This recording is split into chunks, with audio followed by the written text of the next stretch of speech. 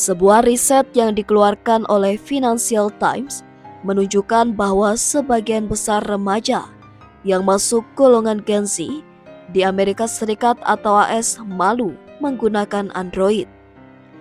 Mereka mengatakan bahwa Android adalah ponsel jadul. Pengguna Android pun disebut akan dikucilkan oleh pergaulan. Adapun stereotip mengenai ponsel Android menjadi masalah yang serius, di mana 90% dari remaja di AS akan menjadi korban bully bila tak menggunakan iPhone. Laporan Financial Times mengatakan bahwa banyaknya pengguna Gen Z yang memiliki iPhone di AS didorong oleh faktor sosial, di mana anak-anak muda di sana disebut gengsi jika tidak memiliki iPhone. Gen Z, pengguna iPhone, mendominasi pasar sebanyak 34% dari seluruh pemilik iPhone di AS, dibandingkan 10% di Samsung, menurut data baru dari Attain, sebuah platform data etek. Gengsi untuk menggunakan iPhone ini terlihat saat mereka bertukar pesan. Pasalnya, pengguna yang memiliki ponsel Android di sebuah grup percakapan e-message akan kelihatan memakai ponsel Android jika mengirimkan pesan di grup tersebut. Sebab, latar belakang warna dari pesan yang dikirimkan akan berwarna hijau atau green bubble. Sedangkan warna pesan dari pengguna iPhone di dalam grup e-message adalah biru atau blue bubble. Adapun e-message sendiri merupakan aplikasi pesan singkat atau SMS yang hanya tersedia di ekosistem Apple. Aplikasi ini akan mengandalkan internet apabila sesama pengguna e-message bercakap-cakap. Namun, apabila mereka menggunakan e-message mengirimkan pesan ke pengguna Android atau sebaliknya, pesan tersebut akan dikonversikan menjadi SMS. Perbedaan warna bubble chat ini yang mendorong sebagian besar Gen Z untuk membeli iPhone untuk menghindari tekanan sosial di grup mereka.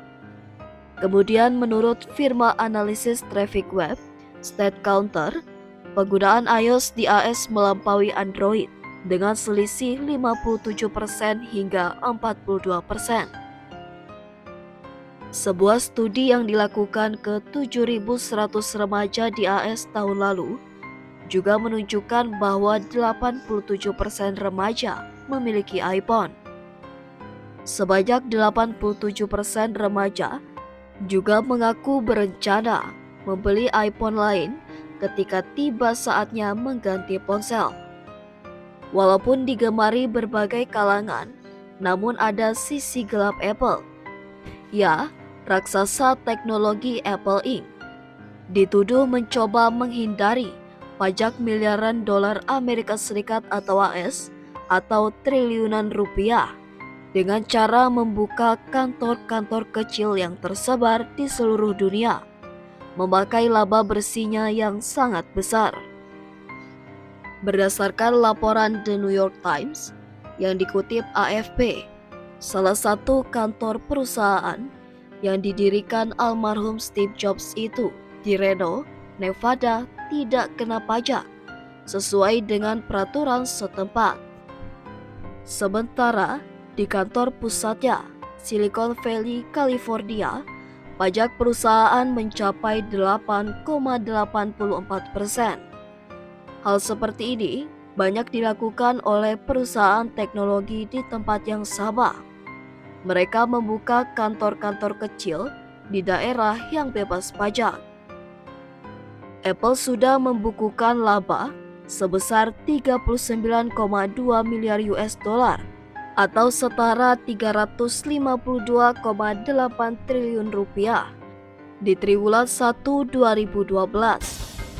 Sebuah berkat melonjaknya penjualan iPhone dan iPad, terutama di Asia, sehingga mencetak rekor tertinggi sepanjang sejarah.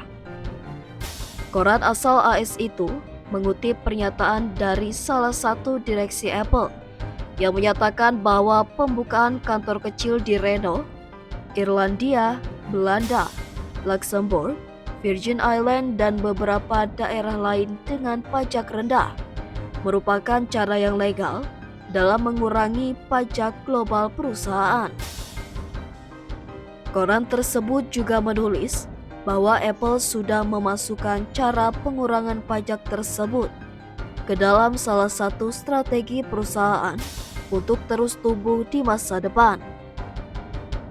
Di kantor cabang Reno tersebut, Apple memakai anak usahanya yang diberi nama Brayburn Capital untuk mengatur dan menginvestasi uang perusahaan. Sehingga ketika investasinya sukses, maka labanya tidak akan kena pajak. Mantan direksi Apple, Robert Hatta, yang pernah sukses membantu perusahaan menembus pasar Eropa untuk penjualan iTunes, menyatakan seluruh transaksi di Eropa dilakukan lewat anak usaha di Luxembourg karena di daerah tersebut pajaknya rendah. Dalam keterangan tertulisnya, Apple menyatakan operasional bisnisnya sudah memenuhi standar sesuai dengan hukum dan sistem akuntansi yang berlaku.